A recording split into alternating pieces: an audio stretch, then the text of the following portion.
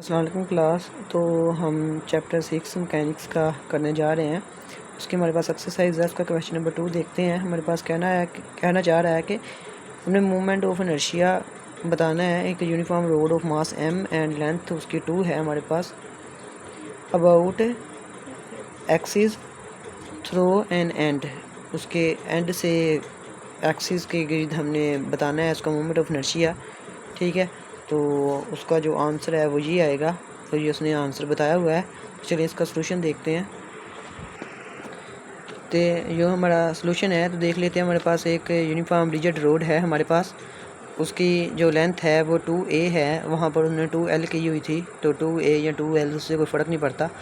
तो हमारे पास एक उसकी एंड में से उसने कहा है कि एंड से गुज़र रहा है। हमने उसके लास्ट एंड में से या इधर से हमने उसका मोमेंट ऑफ इनर्शिया निकालना है। तो ये जो है हम ये भी जानते हैं कि लॉ ऑफ कोसाइन या लॉ ऑफ साइन के ज़रिए हम ये सब्स्टिट्यूशन मेथड के ज़रिए भी हम ये करते थे। ठीक है, तो ये हमारे पास d is equal to x sine theta के इक्वल होता है।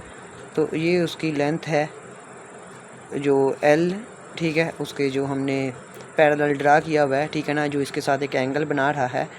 तो उसका जो मास है वो m है। तो हमने एक स्ट्रिप ले ली है छोटी सी, ठीक है, जिसको हम dm या dx कह सकते हैं। ठीक है ना, ये इसी का ही मास m का ही छोटा सा हिस्सा है। तो हमने कंसीडर किया है कि हमारे पास एक रोड है यूनिफॉर्म मास m और उसकी डेंसिटी है वो जो रो है उसकी जो लेंथ है वो 2a है। Let l line be passed through the end of the rod. तो जो रोड के एंड से पास कर रही है हमने उसको a का नाम दिया है। तो ये हम देखते हैं। Consider element of road length dx at distance x from theta, then the perpendicular distance d of the element of the road from the line L is given by। तो हमारे पास ये आएगा कि मतलब d over x is equal to sine theta. तो d is equal to x sine theta ये हम जानते हैं। वैसे भी हमें मालूम है कि हम ट्राई एंगल के ज़रिए ये साइन कोसाइन और टेंजेंट की वैल्यूज़ निकाल सकते हैं। तो ये आसान है। तो मास ऑफ एन एलिमेंट हम ये जानते हैं कि रो किसके इक्वल होती है, dm। Rho is equal to mass पर यूनिट वॉल्यूम। लेकिन जब हम किसी पर्टिकुलर पॉइंट्स के लिए करते हैं तो हम dm is equal to rho dx लिख सकते हैं। तो ये हम जानते हैं। हम रो की वैल्यूज़ को पुट कर सकते हैं। यहाँ पर हम रोड के लिए रो की वैल्यू जानते हैं, ठीक है। तो ये हम लास्ट पे पुट करेंगे तो हमें मूवमेंट ऑफ इनर्शिया का फार्मूला पता है, I इज़ इक्वल टू, क्योंकि हमने ये होल बॉडी के लिए निकालना है, ठीक है ना, चाहे एक लास्ट एंड से ही है। तो हम इसको इंटीग्रेट करेंगे 0 से 2a के दरमियान, क्योंकि हमारी जो लेंथ है वो 2a है। तो 0 से 2a के दरमियान हमारा जो इंटरवल बनेगा वो होगा। तो ये हम जानते हैं कि पूरी बॉडी के लिए जो हम मूवमेंट ऑफ इनर्शिया फाइंड करते हैं उसके लिए हम इंटीग्रल लेते हैं। हम यहाँ पर तो समीशन भी ले सकते हैं, क्योंकि समीशन जो होता है वो तो समीशन हम इसलिए नहीं लेते यहाँ पर क्योंकि वो जो हमारे वो मुकम्मल जो इंटीग्रेशन होती है वो तो हमें छोटे छोटे पॉइंट्स के ऊपर भी हम डिफ़ाइन कर सकते हैं, मतलब हम मुकम्मल एरिया मालूम कर सकते हैं। लेकिन समीशन में हम सिर्फ पर्टिकुलर डिस्टेंस, मतलब हमने बॉडीज़ के अगर पैचेस बना भी लिए हैं 1 से n तक, तो अगर वो रेक्टेंगुलर पैचेस हैं तो हम रेक्टेंगुलर के लिए ही फाइंड कर सकते हैं, हम उसको चेंज नहीं कर सकेंगे।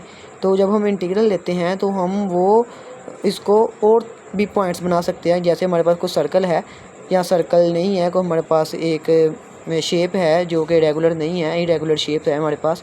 तो हम चाहे पहले उसको रेक्टेंगल के ज़रिए हम उसके पैचेस बनाते हैं, फिर हम रेक्टेंगुलर के बगैर भी पैचेस बनाकर उसको हम इंटीग्रेट कर सकते हैं, इसलिए हम यहाँ पर इंटीग्रेट लेते हैं। तो यहाँ पर हम d की वैल्यू को पुट करते हैं। d की वैल्यू को जब हमने पुट किया तो हमारे पास ये वैल्यू आ जाएगी। हमारा जो इंटीग्रल है वो 0 से 2a तक जाएगा।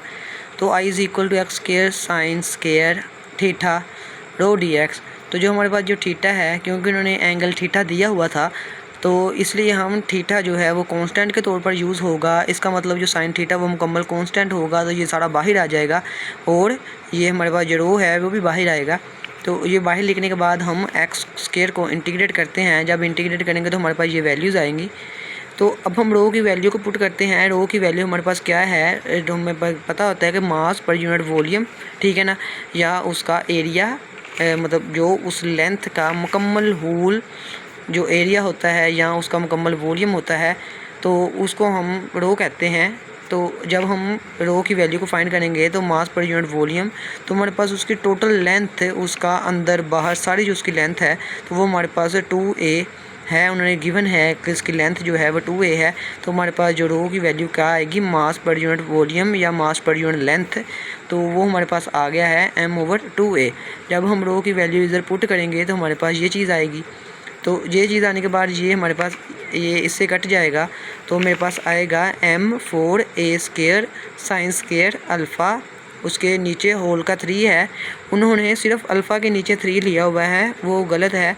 तो क्योंकि हमारे पास जो थीटा है तो थीटा की वैल्यू जो मतलब कि उन्होंने पर्टिकुलर पॉइंट हमें बताया हुआ है, हम वो चेंज नहीं कर सकते थे कि मतलब θ/3 या θ/2 हम नहीं कर सकते, क्योंकि हमारा जो रोड है वो एक पूरा एंगल बना रहा है उसके ख़ास एंड पर, ठीक है ना। उसका जो पर्टिकुलर पॉइंट हमें गिवन है कि उसके एंड पर जो एक थीटा की वैल्यू बन रही है तो वो मुकम्मल थीटा की वैल्यू बनेगी, ठीक है।